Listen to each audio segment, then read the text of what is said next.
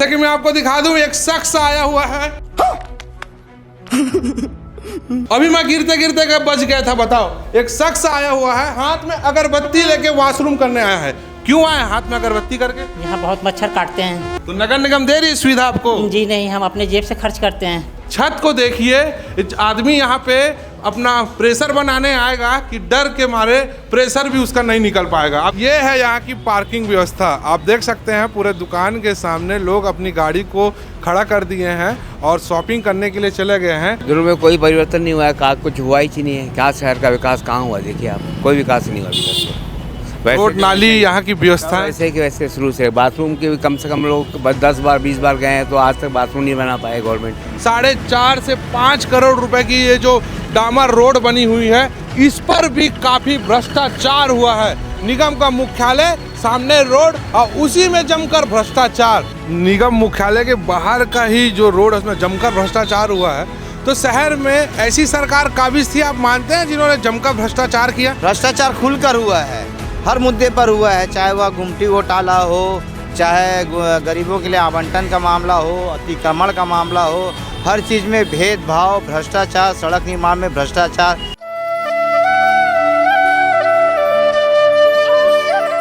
Indira market में इस वक्त मैं घूम रहा हूँ। चुनावी समय चल रहा है। यही समय है जब जनप्रतिनिधि अपने जनता से बड़ा बड़ा वादा करते हैं और उसको पूरा करके नहीं दिखा पाते। फिर 5 साल आता है, फिर मौका मांगने के लिए आ जाते हैं। नगर निगम इंदिरा मार्केट का जो स्थिति मैं दिखा रहा हूँ, एक कॉम्प्लेक्स लाइन से बने हुए हैं। सफाई व्यवस्था के नाम पे आप देख लीजिए यहाँ पे क्या सफाई व्यवस्था है। गोबर हुआ है और बाजू आप देख सकते हैं पूरा कचरा पड़ा हुआ है। यहाँ की मैं अगर आपको बता दूँ, ग्राहक यहाँ आते हैं दुकानदारी करने के लिए, उनको इमरजेंसी में कभी टॉयलेट वॉशरूम जाना होता है, तो वो व्यवस्था यहाँ पे ढंग से नहीं है, जिसके कारण वो परेशान होते हैं। यहाँ की जो टॉयलेट की स्थिति है मैं दिखा दूँ। व्यापारी मेरे को बता रहे थे कि यहाँ जो टॉयलेट की स्थिति है बद से बदतर है। व्यापारियों से काफ़ी टैक्स वसूला जाता है नगर निगम के द्वारा और उनको ये सुविधाएं दी जाती है। बता दूं, ये इंदिरा मार्केट का टॉयलेट है। मैं बता दूं, इसकी स्थिति को आपको दिखाता हूं कैसे है। कैमरामैन को बोलूँगा मेरे साथ साथ अंदर आइएगा।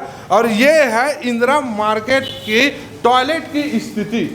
पूरा तरीके से देख सकते हैं, जो वॉशरूम करने का जो जगह है पूरे गुटकों से लोगों ने थूक दिया है और पूरे टूट चुके हैं, निकासी भी नहीं है। और पूरा लोगों के द्वारा जो वॉशरूम किया जाता है वो पूरा बह के नीचे ही आता है। और कैमरामैन को बताऊं कि ये जो टॉयलेट का जो छत को मैं दिखाने बोलता हूं, छत को देखिए, आदमी यहाँ पे अपना प्रेशर बनाने आएगा कि डर के मारे प्रेशर भी उसका नहीं निकल पाएगा। आप देख सकते हैं कि मैं आपको दिखा दूं, एक शख्स आया हुआ है।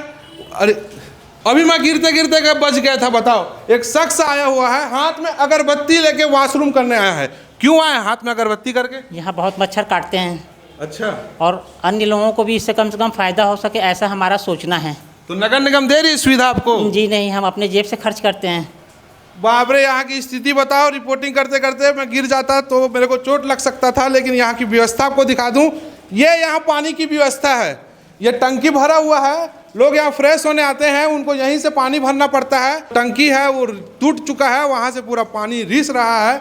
और ये है इंदिरा मार्केट का टॉयलेट। ये दरवाज़ा बंद है। 1, 2 और 3 टॉयलेट यहाँ पे हैं, लेकिन तीनों की हालात को आप देख सकते हैं। कोई आदमी यहाँ पर इमरजेंसी में आएगा तो वो उसको ढंग से यहाँ व्यवस्था नहीं मिलेगा और जिसके कारण वो फ्रेश भी नहीं हो पाएगा। ऐसी गंदगी और ऐसे बदबूदार जगह में कौन इमरजेंसी में आके फ्रेश होगा?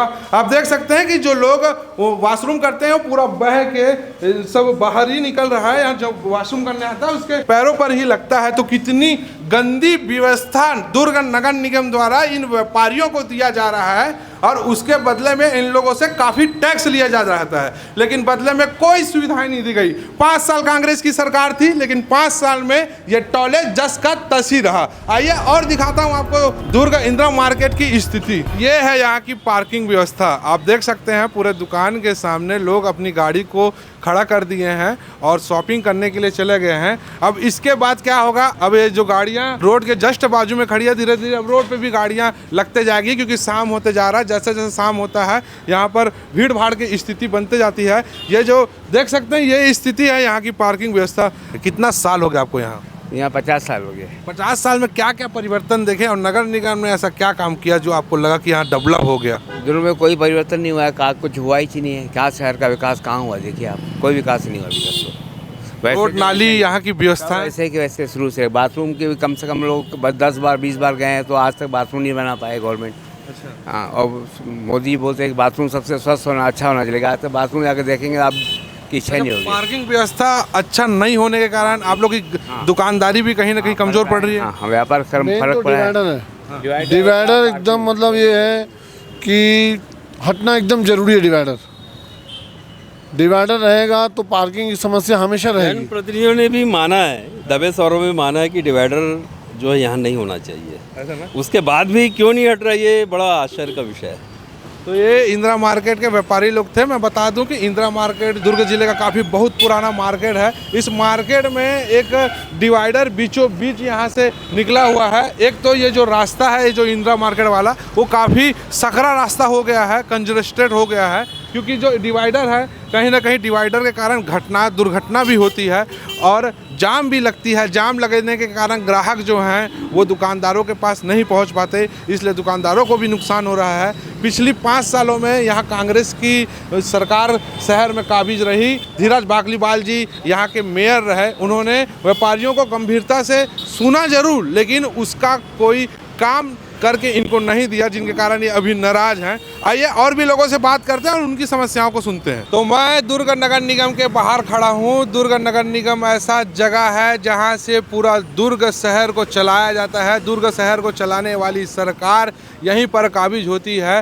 भाजपा, कांग्रेस, आम आदमी पार्टी, निर्दलीय कई प्रत्याशी मैदान पर उतरे हुए हैं। 11 फरवरी को चुनाव होगा और 15 फरवरी को शहर में सरकार किसकी बनेगी ये जनादेश तय हो जाएगा। उसके बाद उस जनादेश को सभी को मानना पड़ेगा। देखते हैं कि सरकार किसकी चुनी जाती है जनता की ओर से। मैंने इंदिरा मार्केट का हाल दिखाया आपको। इंदिरा मार्केट में ना पार्किंग व्यवस्था ढंग से है, ना ही वहाँ टॉयलेट व्यवस्था ढंग से है। नगर निगम के बाहर खड़ा हूँ। लास्ट में बता दे रहा हूँ कि निगम के बाहर जो ये 4.5 से 5 करोड़ रुपए की ये जो डामर रोड बनी हुई है, इस पर भी काफ़ी भ्रष्टाचार हुआ है। निगम का मुख्यालय सामने रोड और उसी में जमकर भ्रष्टाचार की कहानी बताता हूँ दुर्ग के एक निवासी से।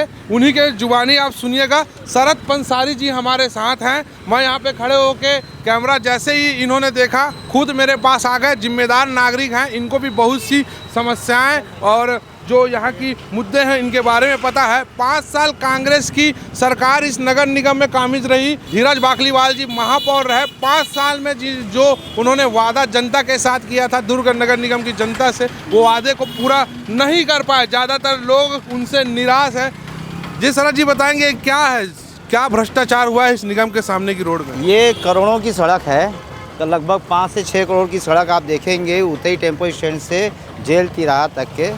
पर यहाँ पे चौड़ीकरण के नाम पे सिर्फ जो साइड के फुटपाथ थे उसको हटा दिया गया और जो लेबलिंग की गई, आप बरसात के समय देखेंगे पूरे जगह पानी भरा रहता है, कहीं भी ऐसा नहीं हो। और अभी से 1 साल 2 साल नहीं हुआ, गिट्टी उखड़ रही है। साफ़ सफाई के मामले में तो आप समझ सकते हैं शहर में हर जगह कचरा डाला जा रहा है। कचरा ये जहाँ डालने का चीज़ है। 6 महीने तक के पिछले 6 महीने तक शहर के बीच सुराना कॉलेज में निगम मुख्यालय के बाहर का ही जो रोड है उसमें जमकर भ्रष्टाचार हुआ है। तो शहर में ऐसी सरकार काबिज थी, आप मानते हैं, जिन्होंने जमकर भ्रष्टाचार किया? भ्रष्टाचार खुलकर हुआ है, हर मुद्दे पर हुआ है। चाहे वह गुमटी घोटाला हो, चाहे गरीबों के लिए आवंटन का मामला हो, अतिक्रमण का मामला हो, हर चीज़ में भेदभाव, भ्रष्टाचार, सड़क निर्माण में भ्रष्टाचार। अभी हाल ही में जैसे आपको मालूम होगा कि इस सड़क की क्या जो बिजली पोल थे, सरकारी बिजली पोल, वो अब्दुल गनी के वार्ड में पाए गए। जो खबर प्रचारित होने के बाद अब्दुल गनी द्वारा उसे चुपचाप हटाने की कोशिश की गई, जिसमें निगम के ड्राइवर भी थे। ये अलग बात है कि उस मामले को दबाने की कोशिश की जा रही है और ड्राइवर को बचाया जा रहा है। चोरी की चीज़ें आज पार्षद के वार्ड में मिल रही हैं, उसके बावजूद भी आज शहरी सरकार ये कह रही है कि हम दोबारा सत्ता में आएंगे भ्रष्टाचार के साथ। ये कैसे मुमकिन है? जम के बंदरबाट हुआ, जाने जम के बंदरबाट हुआ है। तो जनता बदलाव के मूड में है। जनता अभी मौन है, 11 तारीख का इंतजार कर रही है। जनता मतदान के समय मौन रहती है। सभी सोशल मीडिया से। आप कौन से वार्ड से हैं? मैं 43 नंबर वार्ड से हूँ, पत्रकारिता के क्षेत्र में भी हूँ, लगातार आवाज़ उठा रहा हूँ और आपका साधुवाद करना चाहता हूँ कि आप भी अच्छा। जनता की आवाज़ उठा रहे हैं। क्या स्थिति है आपके वार्ड की? हमारे वार्ड की स्थिति ऐसी है कि हमारे वार्ड में एक ऐसे प्रत्याशी को टिकट दिया गया है जो एक शुद्ध व्यवसायी है, व्यापारिक दृष्टि से अच्छा व्यक्ति है, परंतु राजनीति के क्षेत्र में जो जनप्रतिनिधि की भूमिका होती है आम जनता के लिए वो निभा पाएगा, यह मुश्किल दिखता है। अब आगे देखना है कि जनता व्यापारी को चुनती है या जनप्रतिनिधि को चुनती है, सब जनता के ऊपर है। लोकतंत्र के इस पर्व का आनंद सभी ले रहे हैं और 11 तारीख को अपना पूरा जो गुस्सा है, प्रेम है, वो जाहिर करेंगे। तो 11 तारीख को मतदान हो जाएगा, 15 तारीख को पता चल जाएगा कि इस नगर निगम में किसकी सरकार बैठेगी। अलका बागमारे जी बीजेपी से हैं और कांग्रेस से जो प्रत्याशी हैं पुष्पलता साहू, दोनों के बीच में टक्कर है। आम आदमी पार्टी भी उतरी हुई है, निर्दलीय पार्टी भी उतरी हुई है। नगर निगम ने जो 5 साल में जम के भ्रष्टाचार हुआ है, लोग उन पर खुलकर बोल रहे हैं। देखते हैं कि यहाँ की जनता क्या बदलाव करती है कि फिर से कांग्रेस को मौका देती है। हमारे साथ छत्तीसगढ़ नगरीय निकाय चुनाव से संबंधित खबरों के लिए जुड़े रहिएगा। सीजी भास्कर के लिए मैं हूँ गौरव तिवारी।